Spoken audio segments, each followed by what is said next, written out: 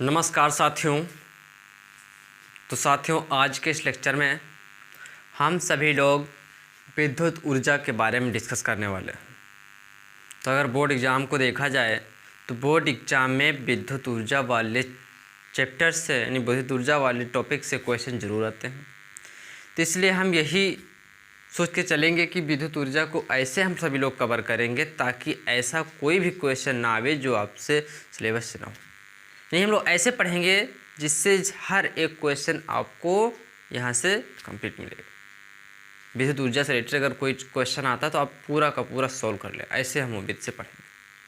तो चलिए हम देखते हैं कि विद्युत ऊर्जा क्या होता है।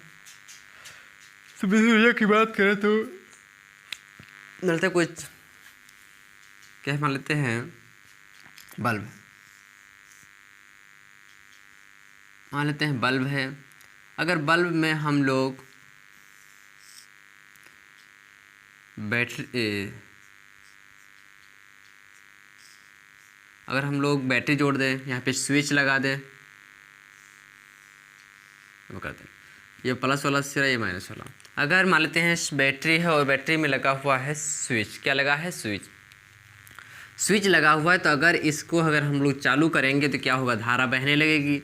जब धारा बहने लगेगी तो क्या होगा, इसमें ये जो बल्ब है जलने लगेगा। क्या जलने लगेगा, बल्ब जलने लगेगा। यानी हम लोग अगर बैटरी जोड़ दें और स्विच ऑन कर देंगे तो इस जो बल्ब है बल्ब जलने लगेगा। कैसे जलता है, तो हमने इस चैप्टर के सबसे फर्स्ट लेक्चर में विद्युत आवेश और वो विद्युत धारा वाले लेक्चर में बताया था कि जो धारा बहती है तो क्या होते हैं, जो आवेश होते हैं विपरीत दिशा में गति करने लगते हैं।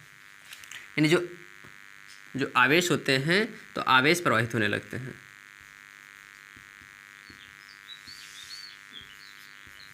ये आवेश प्रवाह करने लगते हैं, धारा बहने लगेगी इधर की तरफ तो क्या होगा, आवेश इसके उल्टा दिशा में गति करने लगेंगे, यानी इसके विपरीत दिशा में यहाँ पे दौड़ने लगते हैं। तो अगर हम देखें कि बल्ब जल रहा है, क्या जल रहा है, बल्ब जल रहा है। तो बल्ब कैसे जल रहा है, यहाँ से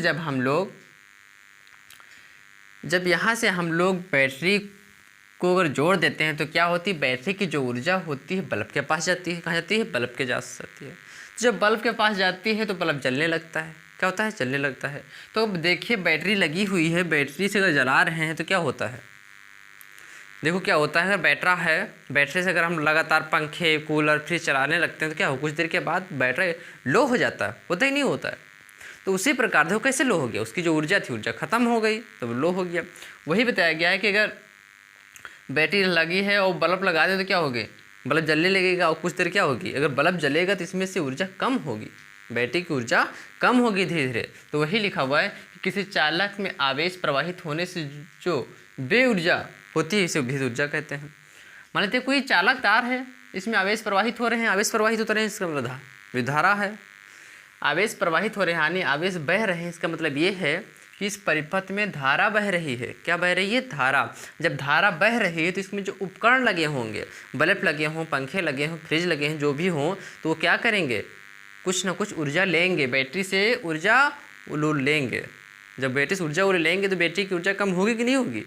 तो वही चीज़ लिखा हुआ है कि किसी चालक में आवेश प्रवाहित होने से जो विद्युत यानी जो ऊर्जा खर्च होती है, यानी कि चालक तार में विद्युत आवेश यानी आवेश प्रवाहित होने से जो ऊर्जा व्यय होती है या जो ऊर्जा खर्च होती है उस ऊर्जा को कहते हैं विद्युत ऊर्जा। क्या कहते हैं, उसको कहते हैं विद्युत ऊर्जा। विद्युत ऊर्जा कहते हैं। और विद्युत ऊर्जा को किससे लिखते हैं, विद्युत ऊर्जा को W से लिखते हैं। किससे, W से लिखते हैं। और हम लोगों ने एक चीज़ देखा था, विभवांतर। विभवांतर मतलब क्या होता था, विभवांतर का मतलब ये था कि अगर कोई आवेश यहाँ पर है, एकांक आवेश यहाँ पर है, मान लेते हैं A है, इसका नाम B है। अगर कोई एकांक आवेश यहाँ से अगर यहाँ पे आ जा रहा तो क्या कहते थे, विभवांतर है। क्या है, एकांक आवेश को एक स्थान से दूसरे स्थान तक ले जाने में किया गया कार्य विभवांतर कहलाता है। ये चीज़ हमने विभवांतर वाले लेक्चर में डिस्कस कर चुके हैं कि अगर कोई एकांक आवेश है एक जगह से दूसरी जगह अगर लेकर आ रहे हैं तो क्या कहलाता है, विभवांतर कहलाता है। तो यहाँ पे देखो क्या लिखा है, आवेश प्रवाह। आवेश प्रवाह मतलब क्या है, आवेश बह रहे हैं। तो यहाँ से आवेश यहाँ आ रहा है, यहाँ से यहाँ आ रहा है, यानी आवेश बह रहे हैं। हमने देखा बी से आवेश ए पे आ गया, इसका मतलब क्या है, यहाँ पर विभवांतर है। क्या है, विभवांतर है। तो इसी से हम चलो फार्मूला निकालते हैं। तो हमने क्या विभवांतर का सूत्र क्या निकाला था, नहीं विभवांतर का हम लोग सूत्र निकाले थे, विभवांतर बराबर किया गया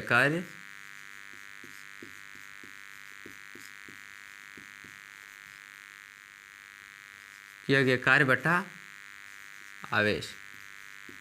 इसका मतलब ये हुआ कि आवेश को एक स्थान से दूसरे स्थान तक ले जाने में किया गया कार्य विभवांतर कहलाता है। यहाँ क्या लिखा है, आवेश प्रवाहित, यानी आवेश बह रहे नहीं, यहाँ पहले आवेश है, यहाँ से आगे यहाँ, इसका मतलब आवेश प्रवाहित हो रहा है, वही चीज़। और हम लोग जानते हैं विभवांतर को लिखते हैं V से, और किया गया कार्य को W से लिखते हैं, और आवेश को Q से लिखते हैं। ये चीज़ हम सभी लोग जानते हैं, हमने ये सब चीज़ें ऑलरेडी पहले डिस्कस कर चुके हैं। और फिर अब चलिए हम देखते हैं कि यहाँ पर देखो क्या है, तिर्यक गुणा करेंगे तो क्या होगा, जब तिर्यक गुणा करेंगे तो हो जाएगा W बराबर VQ, W बराबर VQ हो जाएगा। तो यही जो W बराबर VQ है, तो यही हमारा विद्युत ऊर्जा का सूत्र है। क्या है, यही हमारे विद्युत ऊर्जा का सूत्र है। W क्या कहा गया, इसे W से लिखते हैं। तो W मतलब हो गया विद्युत ऊर्जा, P मतलब विभव, Q का मतलब आवेश, यानी W बराबर VQ यही विद्युत ऊर्जा का सूत्र है। आपको ध्यान रखना है, कुछ नहीं किया गया है, विभवांतर वाले सूत्र से इसका सूत्र बना दिया गया है और कुछ नहीं किया गया है। तो मान लेते हैं अगर आपके एग्जाम में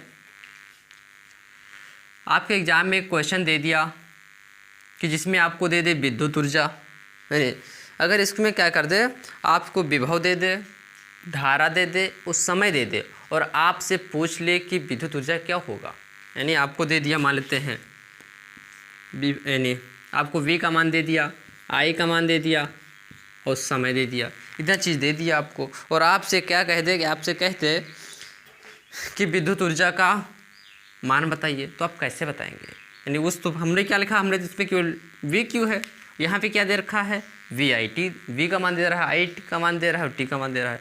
तो हम क्या करेंगे, अब कुछ ऐसे सूत्र का निगमन करेंगे जो हमारे बोर्ड एग्जाम में आते हैं, और उनको हम क्या करेंगे, टेक्निक लगा करके नए नए सूत्र निकालेंगे। तो देखते हैं ऊर्जा का मान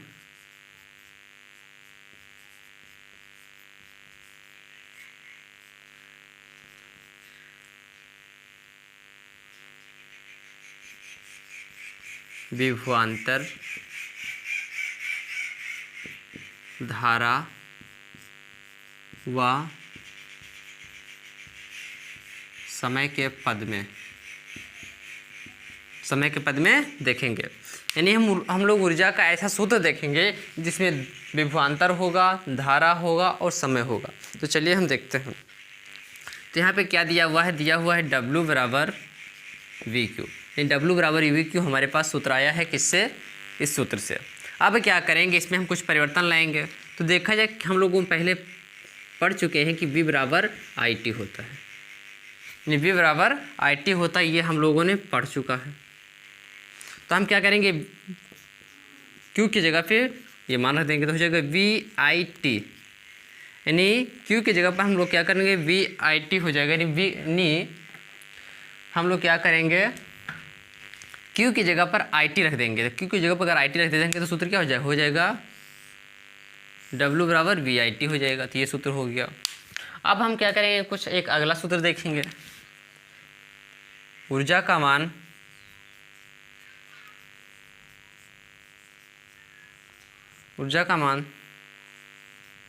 धारा, प्रतिरोध व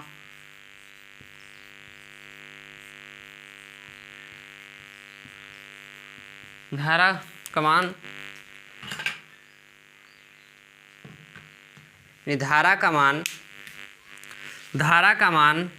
ऊर्जा का मान धारा, प्रतिरोध व समय के पद में। तो चलते इसको देखते हैं। तो हम जानते हैं हमको क्या सूत्र मिल चुका है, हमको सूत्र मिल चुका है W बराबर VIT, ये हमको सूत्र मिल चुका है। और हमको एक ऐसा सूत्र बनाना है जिसमें धारा का मान हो, प्रतिरोध का मान हो और समय दिया हो, 3 होंगे। तो हम क्या करेंगे, V का मान निकालेंगे। V बराबर क्या होता है IR, हम लोगों ने कहाँ से पढ़ा है, हम लोगों ने ओम के नियम से पढ़ रखा है कि V बराबर IR होता है, ओम के नियम से।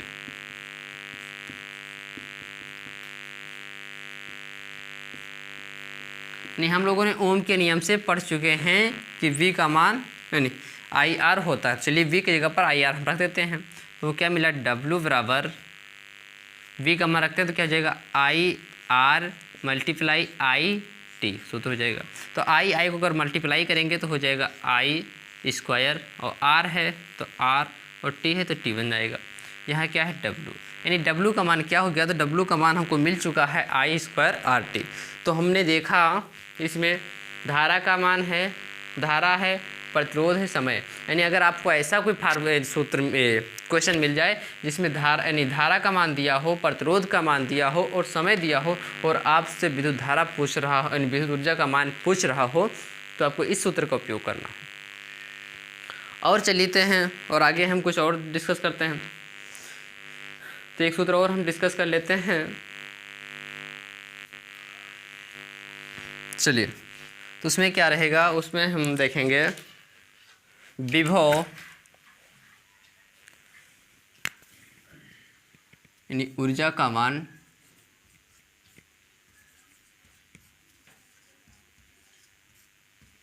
विभवांतर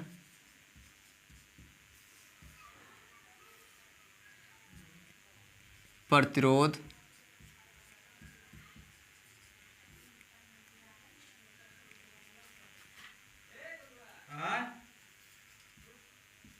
व समय के पद में।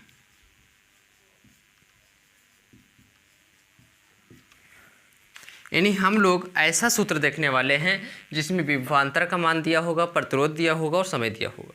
चलिए देखते हैं। तो हम लोगों को जानते हैं कि W बराबर हमको से एक सूत्र मिला है जिसका मान क्या है, W बराबर हमको सूत्र मिला है, पहला वाला देखेंगे क्या है। तो ये है W बराबर IR सॉरी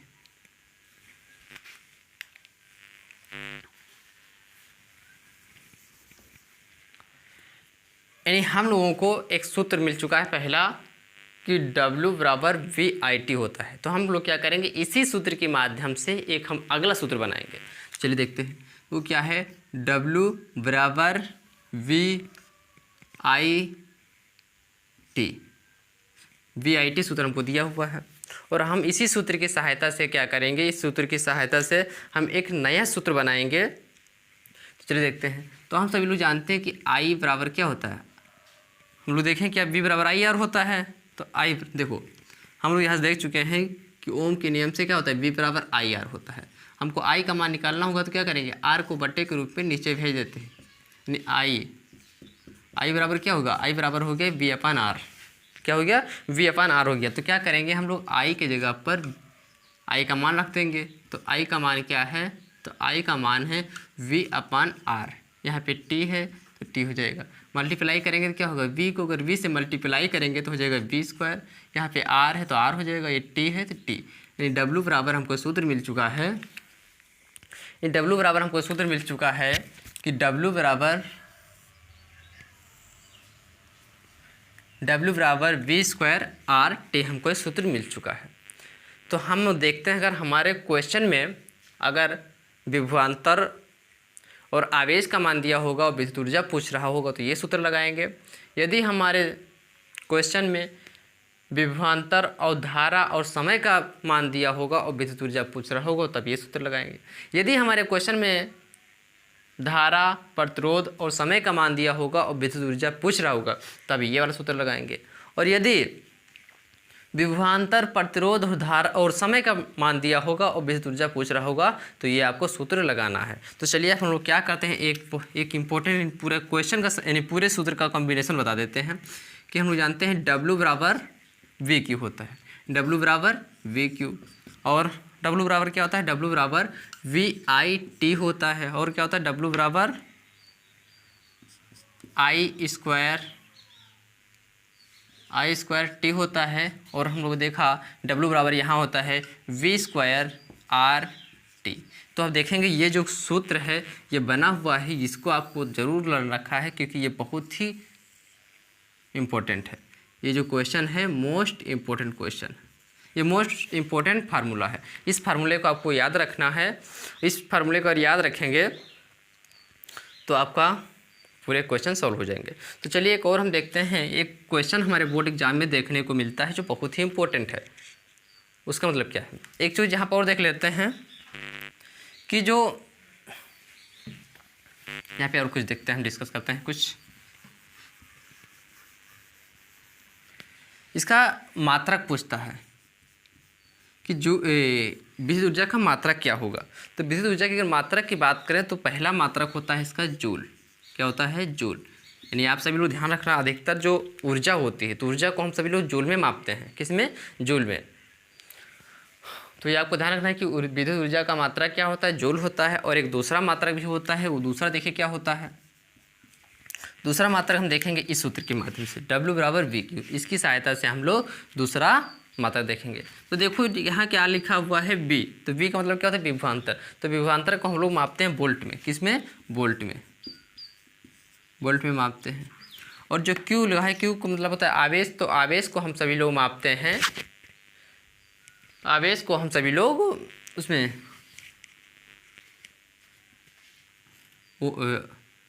आवेश को हम सभी लोग मापते हैं कूलाम में।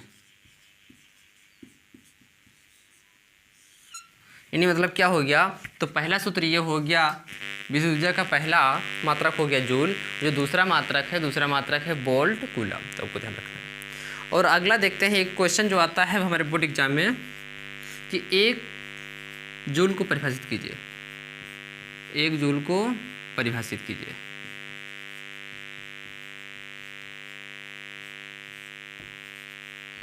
इसका मतलब ये है कि एक क्वेश्चन आता है कि एक जूल की परिभाषा क्या होगी, या एक जूल को परिभाषित कीजिए। ऐसा क्वेश्चन हमारे बोर्ड एग्जाम में आता है देखने को। तो चलिए एक जूल की परिभाषा क्या होगी। तो ये एक पहला सूत्र क्या दिया हुआ है, W बराबर VQ। ये हमारा सूत्र है। सूत्र क्या है, W बराबर VQ, ये सूत्र दिया है। और यदि हमको क्या दिया हो, यदि V का मान, यदि V का बराबर 1 वोल्ट दिया हो तथा Q बराबर 1 कूलाम दिया हो,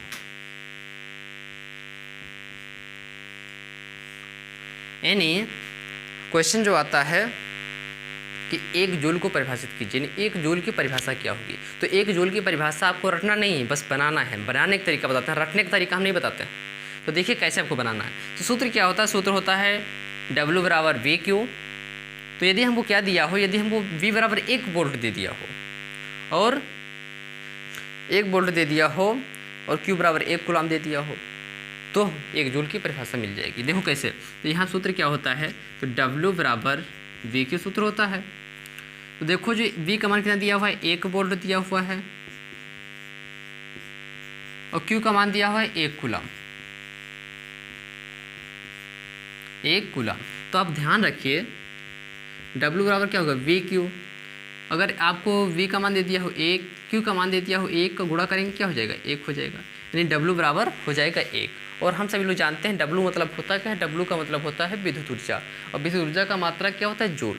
यानी इसका मतलब क्या हो गया, W बराबर 1 जूल हो गया। तो यही तो एक जूल की परिभाषा है, यही एक जूल की परिभाषा है। यही आपको लिख देना है। कैसे लिखना है, और स्टेप थोड़ा बढ़ा देते हैं कि W बराबर क्या हो जाएगी, अगर 1 को 1 से गुणा किया क्या 1 आया कि नहीं आया, तो 1 और जो यहाँ पे दिया है W विद्युत ऊर्जा है। विद्युत ऊर्जा का मात्रा क्या होता है, जूल। यानी W बराबर 1 जूल। यानी आपको अगर वोल्ट विभवांतर 1 वोल्ट हो तथा आवेश 1 कूलाम दिया हो तो 1 जूल प्राप्त होता है। इसकी परिभाषा आपको कैसे लिखना है, तो चलिए परिभाषा लिखने को बताते हैं कि परिभाषा आपको कैसे लिखना है ताकि एक भी नंबर ना कटे। देखो, यदि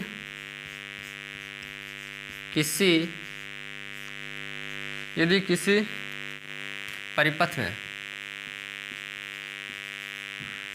यदि किसी परिपथ में सिरों के बीच का विभवांतर,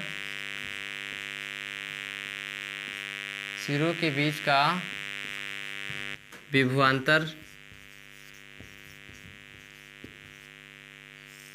विभवांतर तथा आवेश, तो तथा प्रवाहित आवेश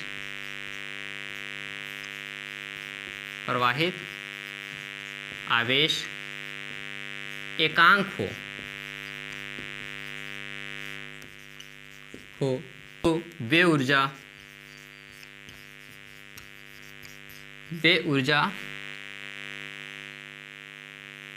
1 जूल होगी।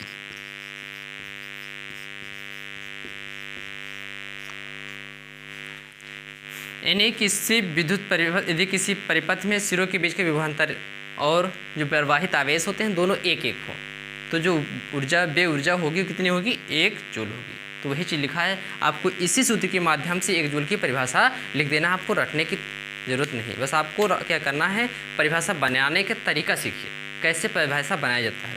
तो आप उम्मीद करते हैं कि ये सारी चीज़ें अच्छे से समझ गए होंगे। तो फिर हम लोग मिलते हैं नेक्स्ट लेक्चर में। तब तक के लिए जय हिंद, जय भारत।